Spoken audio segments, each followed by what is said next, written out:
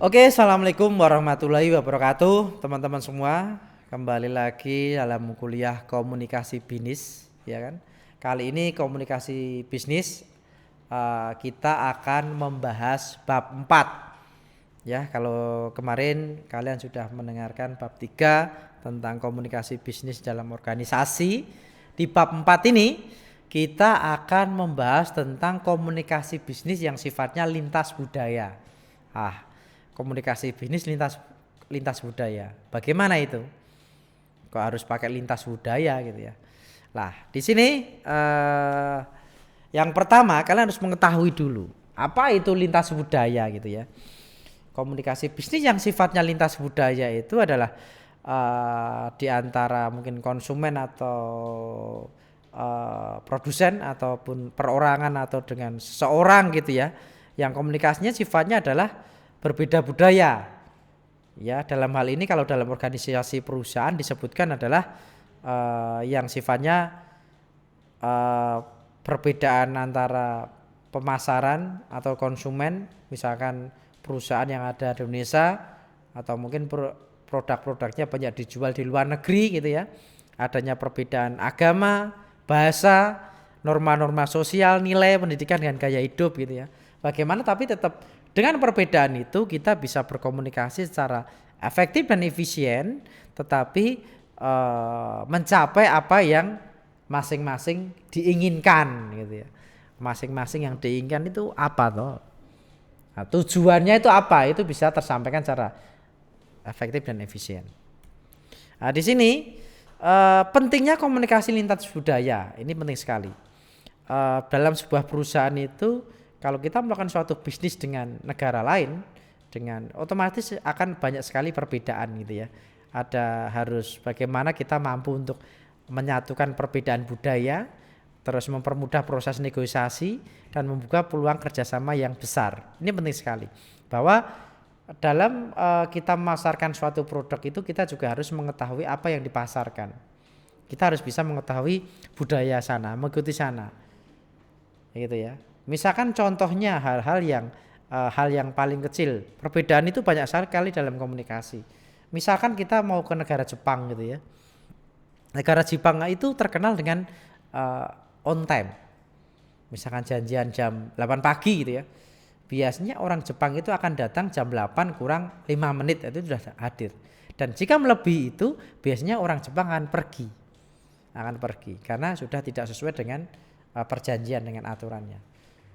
Bagaimana? Apakah ada negara lain, misalkan terjadi di negara mana nih? Misalkan apakah di negara kita seperti itu gitu ya?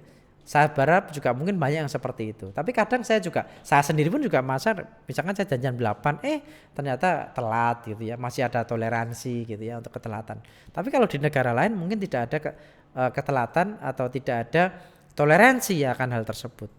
Lah hal ini penting untuk kalian ketahui. Bagaimana sebuah budaya itu memang kita harus mengetahui. Kita mau melakukan bisnis di Jepang gitu ya, harus mengetahui budaya di sana gitu ya. Tapi dengan mengetahui di budaya di sana itu adalah budaya-budaya yang positif yang pasti kita ambilnya ya. Bagaimana berkomunikasi itu biar untuk di sini adalah untuk mempermudah proses organisasi. Kita mau berkomunikasi misalkan lintas budaya, orang Solo dengan orang Batak gitu ya dalam berkomunikasi mungkin ya. Saya mau jualan beras ke Batak gitu ya. Orang Batak kan nadanya besar-besar. Bagaimana nih harganya segini? 20.000 segini lah. Dikiranya kalau orang Solo, waduh ini orangnya marah-marah. Ini marah bener nggak ya? Tapi kan orang Batak hal seperti itu biasa gitu. Lah ini perlu kita mengetahuinya. Jangan terus waduh orangnya marah nggak mau. Oh ternyata budaya seperti itu. Kita harus bisa memahaminya. Gitu. Lah hal seperti ini penting. Jadi kan budaya itu setiap negara mungkin setiap daerah itu berbeda-beda. Ini penting karena untuk mencapai tujuan. Jadi dengan budaya itu bagaimana cara kita untuk menyatukan perbedaan budaya itu, mempermudah proses negosiasi dan juga membuka peluang kerjasama yang besar. Kita harus mengetahuinya. Ini kalau ini beberapa definisi budaya ya. Kalau dilihat dari sudut pandang dari beberapa para ahli yang ini ya. Disebut juga bahwa menurut Lehman atau Hemstad and Betty dia menyebutkan tentang pengalaman hidup termasuk perilaku dan keyakinan atau kepercayaan masyarakat. Menurut Hofstede adalah program kolektif yang menggambarkan suatu proses yang mengikat setiap orang secara lahir gitu ya. Bovie dan Till dia bilang tentang sistem sharing atas simbol-simbol kepercayaan. Nah, ini adalah salah satu bentuk dari definisi budaya. Setiap orang, setiap budaya aja misalkan di Solo dengan di Jogja, dengan di Surabaya, itu kan sudah ada perbedaan. Iya kan? Kalian bisa mengetahui perbedaannya apa? Kalian sudah mengetahui. Ini sudah sama ya, hampir sama tentang beberapa sudut pandang dari para ahli gitu ya. Salah satunya adalah karakteristik pelaku dalam satu kelompok. Kita harus mengetahui penting ini. Karakteristik pelaku dalam satu kelompok. Kita harus mengetahui. Misalkan dalam organisasi kita mau mendirikan perusahaan di Medan gitu ya. Orangnya yang mungkin suaranya keras-keras, tegas-tegas gitu. Kita juga harus mampu menyesuaikan dengan perusahaan di sana, orang di sana. Peraturannya juga mungkin yang bagaimana itu harus disesuaikan. Lah ini komponen budaya tadi disebutkan juga termasuk nilai-nilai, norma, simbol, bahasa, pengetahuan gitu ya. Ini contoh penting, hal penting misalkan bahasa tadi ya saya sebutkan. Ada bahasa ini setiap daerah ada beberapa perbedaan. Setiap negara ada perbedaan. Ya kan? Bagaimana logatnya Inggris, bagaimana logatnya Amerika itu dengan sama-sama bahasa Inggris biasanya. Kita harus berusaha mengetahuinya. Ini penting. Juga termasuk norma apa yang dalam sebuah negara itu pastinya ada norma-norma atau aturan. Kita juga harus menaati aturan itu. Jangan sampai melanggar aturan yang sudah ditetapkan di setiap negara dalam berkomunikasi. Itu penting. Ini lebih banyak dari memahami budaya tentang dari beberapa ahli ya. Kalau dari majornya ada bahasa, kepercayaan, adat istiadat, humor. Nah, penting. Ini humor juga penting ya. Kadang kita juga dalam berkomunikasi itu kadang kan pengennya ngelucu ngelawak gitu ya. Ini penting sekali. Ngelucu ngelawak itu jangan sampai menyakiti hati orang yang kita ajak humor. Di daerah berbeda gitu ya. Itu penting. Nah, ini menurut Kateora tetapi tentang estetika, tentang budaya material, ini penting hampir sama juga. Lah, di sini kalau kita lebih lanjut menetapkan tentang tingkatan budaya itu ada 3, ada formal, informal, dan teknis. Dimana kalau formal sendiri ini tentang bahasa, lajur kendaraan, dimensi waktu antar daerah itu termasuk yang formal. Kalau yang informal contohnya apa? Di sini tentang melalui tentang apa yang dilihat, apa yang dipakai, apa yang dilakukan. Itu sudah menjadi tradisi dia. Kita juga tidak boleh untuk memperoloknya gitu ya. Karena itu adalah tradisi yang sudah ada. Termasuk teknis. Di sini teknis adalah bukti dan aturan merupakan hal yang penting. Kita harus juga menjunjung tinggi peraturan di mana kita berada. Ini hampir sama, terlebih banyak tentang mengenal budaya lah. Ini kita kalau belajar tentang budaya. Budaya itu ada adat istiadat, konsep waktu, pakaian dan makanan, politik, perbedaan satuan kerja gitu ya. Ini contohnya kalau kita dalam organisasi pengen mengembangkan bisnis kita ya. Misalkan bisnis kita tentang gini aja, pakaian dan makanan gitu. Kita mau buka makanan misalkan di Solo dengan mungkin makanan yang ada di luar di mana ya mungkin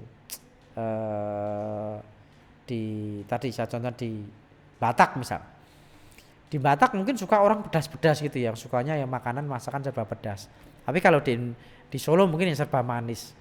Itu kita juga harus dalam berkomunikasi bisnisnya kita bisa menyampaikan filosofi hal seperti itu untuk dalam komunikasi juga sangat penting sekali. Ya, terus ada terakhir adalah di sini etika, nilai dan hukum. Ini penting. Jangan sampai suatu pernyataan informasi itu tidak sesuai dengan etika dan nilai hukum yang ada. Sangat penting sekali ini teman-teman, bahwa dalam komunikasi dengan orang yang berbudaya asing itu kita harus mampu untuk mengembangkan keterampilan komunikasi lintas budaya. Salah satunya adalah yang perlu kita lakukan adalah asumsikan berbeda hingga suatu persamaan telah terbukti. Maksudnya bagaimana dengan pernyataan ini? Bahwa dalam satu perbedaan itu kita juga harus mampu bahwa memang tujuan yang ingin dicapai itu sama. Ya, bukan dengan suatu perbedaan terus menjadi musuh gitu, bukan. Tapi bagaimana dengan perbedaan, dengan bahasa yang berbeda itu menjadikan kita menjadi saudara gitu ya. Terus di sini juga ada salah satu hal yang paling penting selain berani mengambil tanggung jawab, tidak memberi pendapat, tunjukkan satu penghargaan, empati. Nah, ini penting. Empati, bagaimana kita bisa memahami dalam yang berbeda budaya itu walaupun secara tidak tersurat tapi secara tersirat kita itu mampu untuk memahaminya. Ini penting sekali. Dan juga sifatnya harus fleksibel luas, mengirim pesan yang jelas, tingkatan kepekaan budaya dan belajar secara langsung. Nah, ini salah satu hal yang wajib kita ini teman-teman kita kembangkan dalam sebuah komunikasi. Penting kita juga harus bisa belajar secara langsung bagaimana kita juga kalau mau berbisnis di negara lain sifatnya di negeri orang gitu ya. Kita juga harus mau mempelajarinya agar bisnis kita itu, organisasi kita itu mampu dan bertahan dan diterima di masyarakat sana. Ini penting. Lah, di sini selanjutnya adalah negosiasi lintas budaya. Bagaimana perusahaan pelatihan lintas budaya menurut Moran Stallen Boyer Internasional ini membedakan budaya dalam dua kelompok gitu ya. Membedakan budaya dalam dua kelompok. Jadi ada budaya permukaan dan juga budaya yang sifatnya tinggi gitu. Bagaimana budaya permukaan? Ini ada sifatnya makanan, liburan, gaya hidup gitu ya. Ini yang sifatnya bisa dilihat gitu ya. Dilihat dari cara berpakaiannya bagaimana, makanan yang disukainya apa, liburannya itu kemana. Ini penting, harus kita ketahui.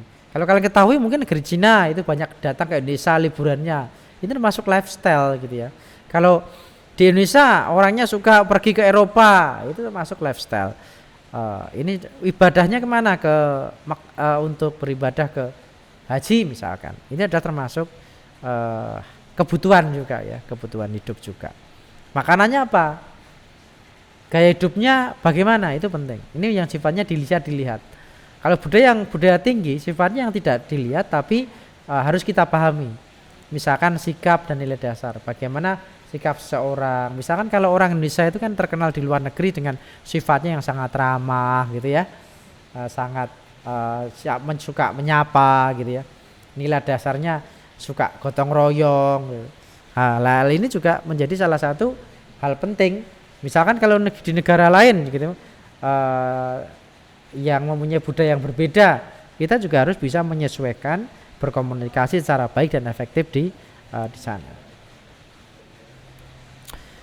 Oke, di bab 4 ini ya, dalam komunikasi lintas budaya tidak perlu panjang-panjang, tapi nanti akan kita lebih detailkan. Saya selalu serukan bahwa kalian harus mengikuti sesi tanya jawab dengan Zoom meeting. Itu penting sekali biar mata kuliah komunikasi bisnis ini juga bisa tersampaikan dua arah. Kita belajar komunikasi bisnis, tapi komunikasi kita juga harus intens. Selain ini secara podcast juga kita harus komunikasi dua arah biar lebih efektif, ya kan, dengan Zoom. Ya, nanti saya informasikan untuk Zoom pertemuannya. Oke teman-teman, mungkin bab 4 saya cukupkan sekian. Kita lanjutkan bab berikutnya nanti di pertemuan podcast berikutnya. Sekian, selalu semangat. Assalamualaikum warahmatullahi wabarakatuh.